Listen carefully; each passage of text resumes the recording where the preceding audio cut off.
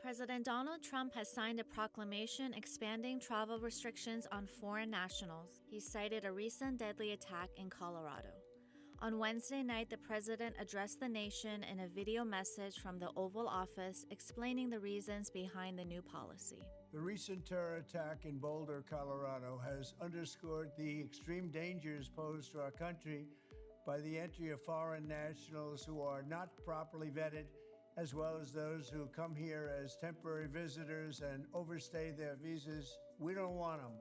The order introduces two categories of restrictions: citizens from Afghanistan, Myanmar, Chad, Republic of Congo, Equatorial Guinea, Eritrea, Haiti, Iran, Libya, Somalia, Sudan, and Yemen are subject to a full travel ban. Travelers from Burundi, Cuba, Laos, Sierra Leone, Togo, Turkmenistan, and Venezuela face partial restrictions with certain visa types suspended and increased scrutiny for applicants. I directed the Secretary of State to perform a security review of high-risk regions and make recommendations for where restrictions should be imposed.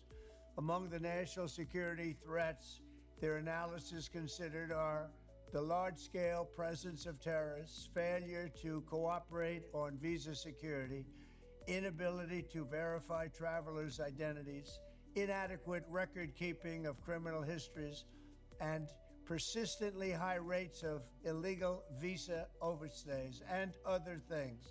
Several exemptions apply to the new restrictions, including lawful permanent residents, green card holders, current visa holders in certain categories, immediate family members of U.S. citizens, individuals aiding U.S. military efforts, athletes and coaches in major sporting events, refugees and asylum seekers, special immigrant visa holders, including Afghans who assisted the U.S., religious minorities facing persecution, individuals granted national interest exceptions by the Attorney General or Secretary of State. The State Department has stated that the countries were identified based on inadequate vetting procedures, high visa overstay rates, and a lack of cooperation on security matters. Officials say humanitarian and family exemptions will be processed efficiently. The ban takes effect at 12:01 a.m. Eastern Time, Monday, June 9, 2025.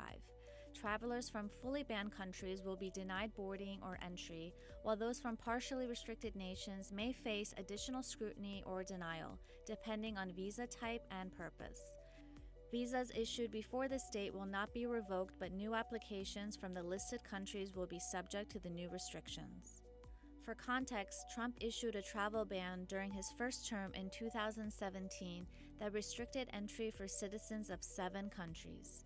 That policy was challenged in court and ultimately upheld in a revised form by the Supreme Court in 2018. The ban was rescinded in 2021.